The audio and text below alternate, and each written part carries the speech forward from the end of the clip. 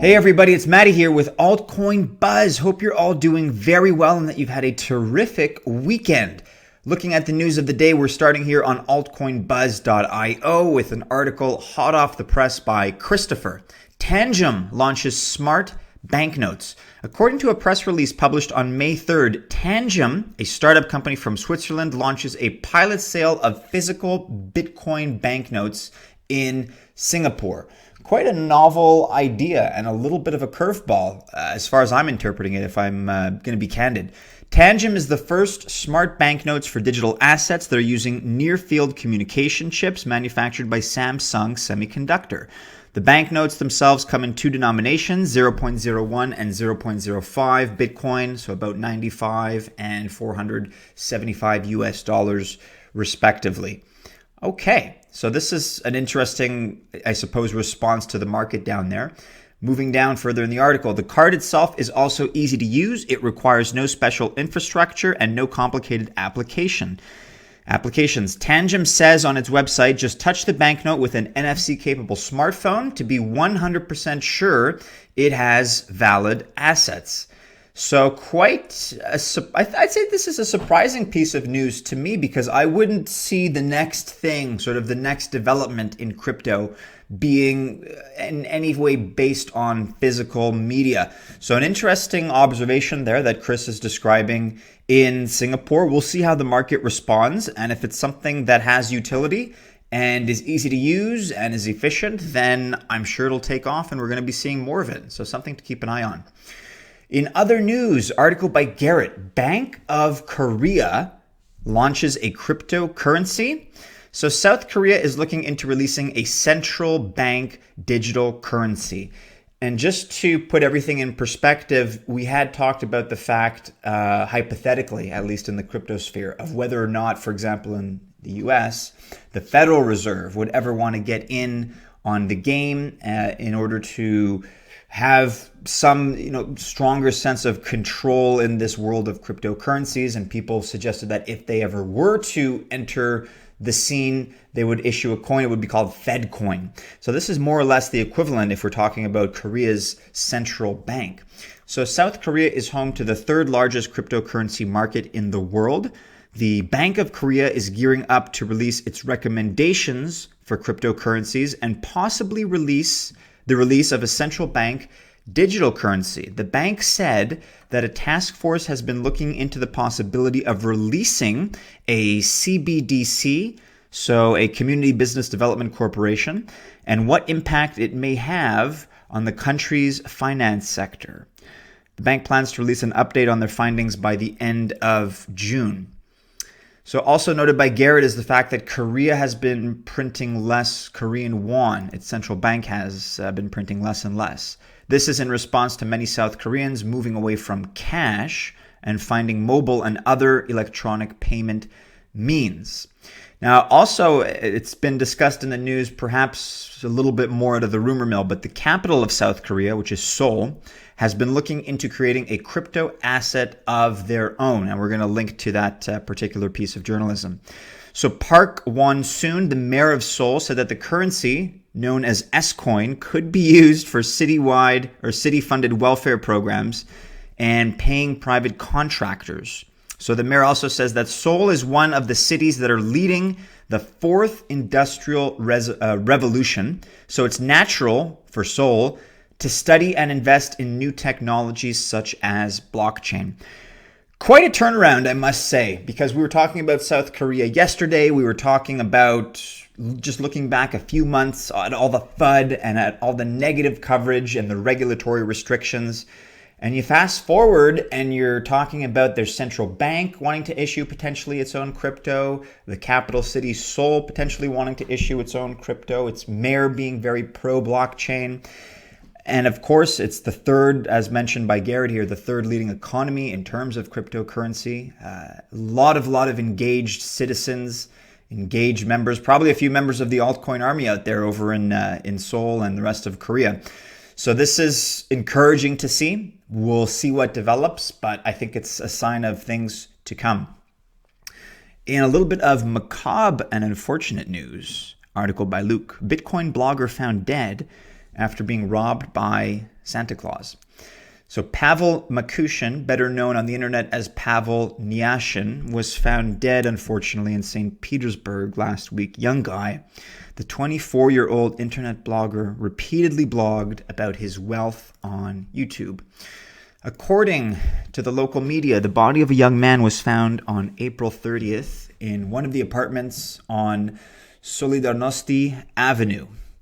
Makushin gained some fame thanks to his own YouTube channel, Cryptach. So he posted videos about his cryptocurrency and he regularly boasted.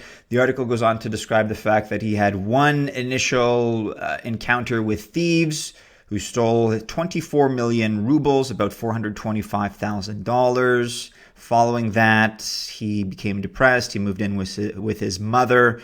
And the law enforcement authorities actually believe that Makushin committed suicide. Extended paragraphs here describe the fact that this is not the first popular heist or robbery that's garnered a lot of mainstream attention or that's involved a public figure. I think the lesson, guys, and this goes beyond crypto, it goes beyond wealth management, but if you're going to be in the public space, and I don't want to sound as if I'm judging Pavel here because it's an unfortunate story. Just be careful with what you say. Just be careful about how you project yourself and how you publicize yourself. And certainly be careful if you're in a more fortunate circumstance and you're doing very well and you're managing your wealth. Just make sure you're humble about it and not broadcasting it to the rest of the world. And be careful with what information you put out there publicly. Mr. Warren Buffett, back at it again like a spurned lover. I can't believe it. So Warren Buffett and Charlie Munger slam Bitcoin again, resort to elementary school insults. Billionaire investor and Berkshire Hathaway chairman and CEO Warren Buffett reiterated his negative stance toward cryptocurrencies at the annual meeting of his company Saturday, May 5th. Buffett repeated his idea that cryptocurrencies will come to a bad ending and claimed that Bitcoin is probably rat poison squared. So venomous, so venomous. In a response to a question on Buffett's view of cryptocurrencies raised by an attendee from Ukraine, the Oracle of Omaha has made yet another anti-crypto statement. According to Buffett, Bitcoin is not a productive asset, unlike land or corporate shares. As a result, investors' demand for it is the only price-determining factor, making digital currency a handy tool for charlatans, Buffett said. And then Mr. Buffett's vice chairman, Charlie Munger, has a similar point of view, who describes the fact that it's totally asinine and he feels that it's just this crowd mentality. So he says someone else is trading turds and you decide, hey, I can't be left out. So what Mr. Buffett hasn't addressed is the fact that he still doesn't understand the technology, that he doesn't understand the underlying applications or potential of blockchain. And look, I get it. He's the head of his own ultra successful investment firm. You know, we mentioned in an earlier video that Berkshire Hathaway, I think, is the 8th largest company globally by revenue. So his bread and butter is in other things. It's in manufacturing. It's in American retail, especially. But look, he was dead wrong about Google. He was dead wrong about Amazon. And the more he talks about Bitcoin, the more it seems to rally. So look, I respect the guy. I've mentioned it before, but I just don't see him as a source of wisdom or a guiding pillar as far as what he has to provide intellectually in the world of cryptocurrency. So you may have heard about the Ripple lawsuit. You have here an article, investor sues Ripple alleging XRP is a security. So this is something that's making the rounds. An investor who claims they lost money buying and selling the cryptocurrency XRP, as many of us have, by the way, he's not the only one, has filed a class action lawsuit against distributed ledger startup Ripple, alleging that the company violated state and federal security laws. Ryan Coffey, represented by San Diego attorney, filed the suit in the San Francisco County Superior Court on Thursday. Coffey is seeking damages on behalf of all investors who purchased Ripple tokens issued and sold by defendants, naming Ripple XRP2, the company's registered and licensed MSB, which I believe is money services business, CEO Brad Garlinghouse, and 10 unnamed parties. So, for some observers, the relationship between between the company and the cryptocurrency is clear. They're alleging that there's a difference between Ripple and XRP itself, or there's not necessarily a direct connection between Ripple, the company, and XRP, which I think is a bit of a stretch. So U.S. federal laws require companies selling securities to register with the Securities and Exchange Commission, SEC. Whether a financial instrument qualifies as a security depends on the Howey Test, something which we'll come back to in the next article, which is a standard derived from a 1946 Supreme Court case. This is kind of the problem, guys, is that we're dealing with these new paradigms, these new technologies that don't necessarily fit these antiquated laws. It's what we discussed with the CFTC chairman, Christopher Giancarlo, who's just describing the fact that we're dealing with statutes from 1935, and they don't do a great job in terms of describing what we have here in these emerging blockchain technologies. So you guys can read more about this, but it's going to be very interesting to see where the law comes down in terms of whether or not Ripple, for example, is in fact a security. And it may have some pretty large ramifications and ripples, literally ripples in the pond in the rest of the world of crypto. And related to that, so it looks like Ethereum is going through something similar. It was never a security. Ethereum under the regulatory spotlight. So is Ethereum a security? Great video that was put out yesterday, guys, by Kunal on Altcoin Buzz. So make sure you check that out on our YouTube channel. He goes into much greater detail than we're going to cover here, but he describes Ethereum as his favorite crypto. He goes into all the reasons that it may be and may not be considered a security and the market implications of both decisions either way. So Ethereum, the second largest cryptocurrency by market capitalization, is facing scrutiny from American regulators this month. The cryptocurrency is subject to a looming inquiry by the U.S. Securities and Exchange Commission, SEC, as well as the Commodity Futures Exchange Commission, CFEC, for its token presale in 2014. According to the Wall Street Journal, regulators are taking a close look at the cryptocurrency and whether it should be classed as a security as set out in the Securities Act 1933. Again, I don't think they envisioned distributed ledger technology in 1933. The major point of concern is the presale of ETH tokens in 2014. So regulators are concerned that the presale itself could be classed as security sales due to the fact that investors likely bought tokens in the hopes that their value would increase in the future. If this is found to be the case, the Ethereum Foundation would have registered ETH as a security before the token sale was carried out. And those two organizations, the SEC and the CFTC, regulators from both organizations are scheduled to meet on May 7th to discuss the appropriate course of action.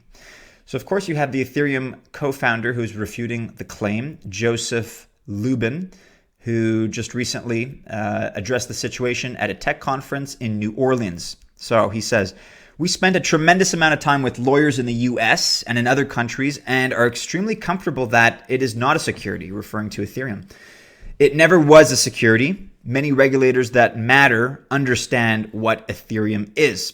Furthermore, Lubin believes that Ethereum does not need to be regulated because it does not meet the classifications of a security at all.